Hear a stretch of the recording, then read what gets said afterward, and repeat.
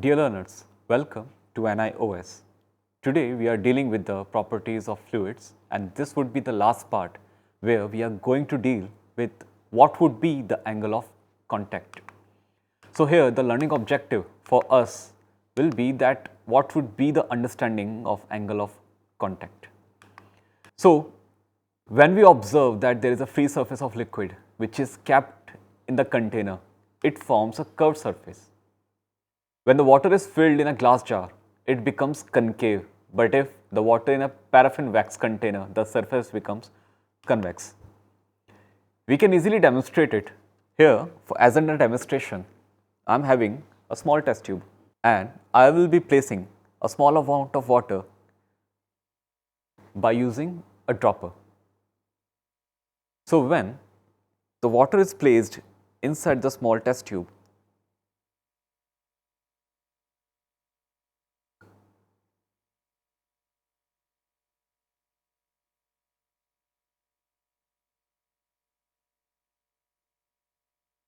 here you can see that when I fill up this small test tube with the amount of water, the upper layer becomes concave. So this shows that what would be the angle of contact. Now how to measure the angle of contact? Now here you can see that at the last point over here, this is forming a curvature.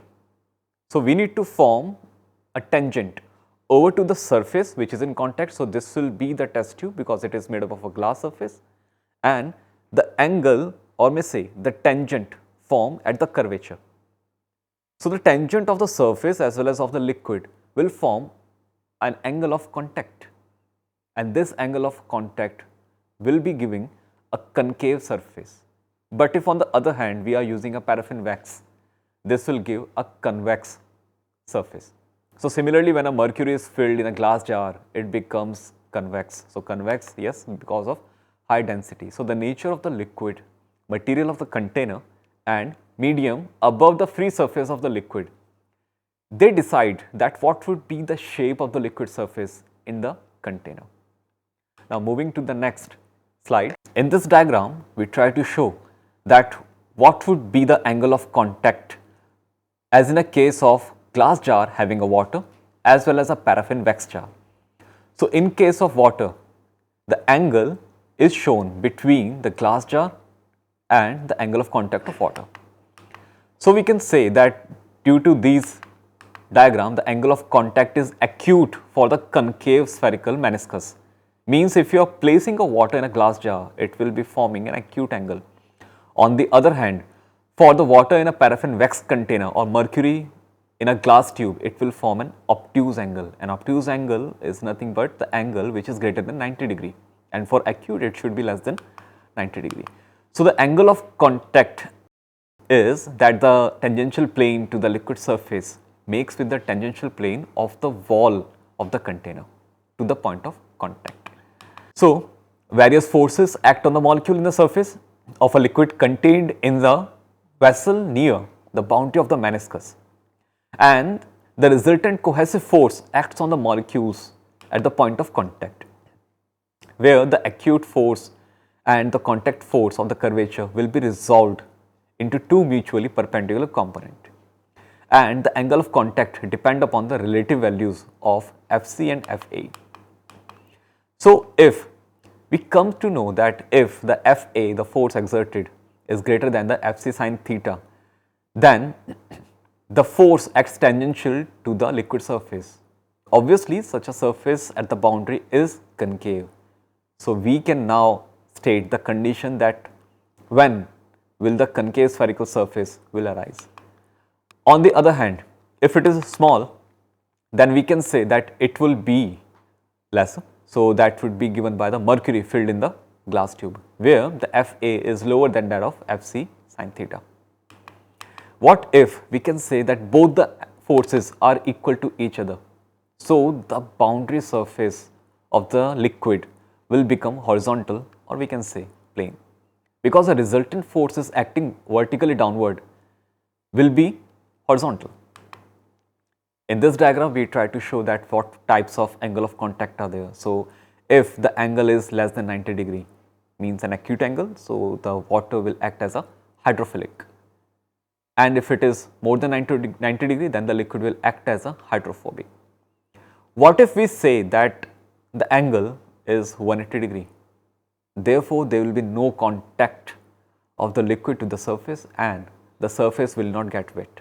And if it is 0 degree, then there will be an absolute wetting. So, what we try to understand from here? So, we may read that a blotting paper to absorb extra ink from your notebook. What does it mean? It means that the angle theta is 0 degree. That's why it would be a complete wetting. So, such an important phenomenon of elevation of depression of liquid in an open tube of small cross section is basically due to the surface tension. If the surface tension does not arise, then there will be no capillary action. So, what is a capillary action? It is nothing but the phenomenon of rise or depression of liquid in a capillary tube. For example, let us say we try to drink cold drinks and many other beverages by using straw. So, when we insert a straw into the jar of the liquid rises up.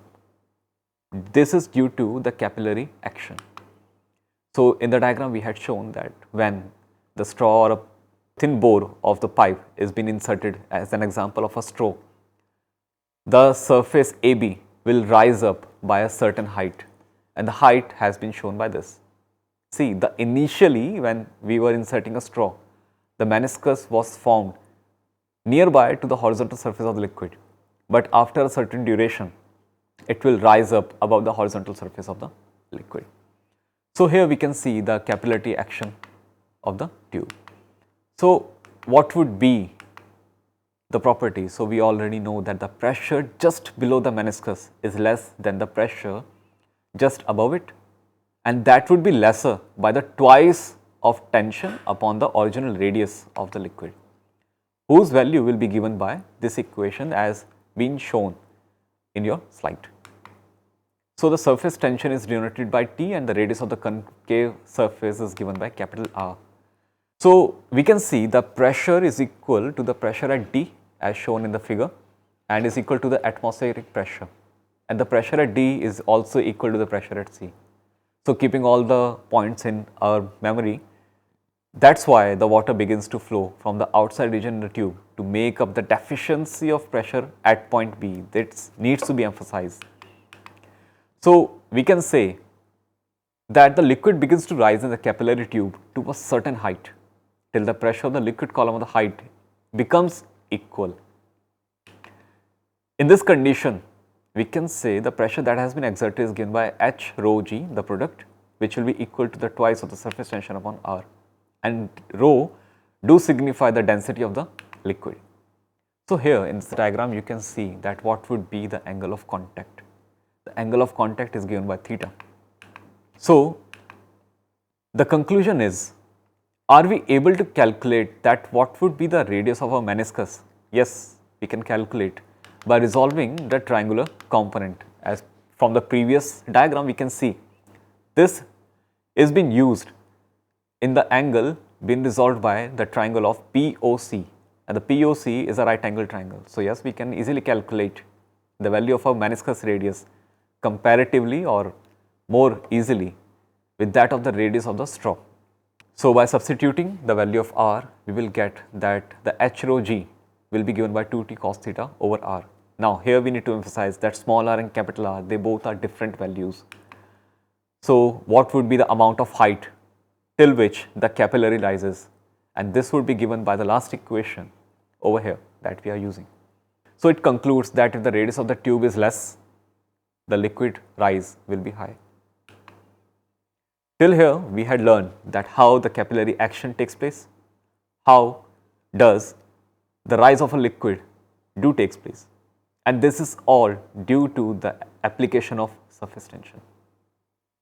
That's all for today. Thank you.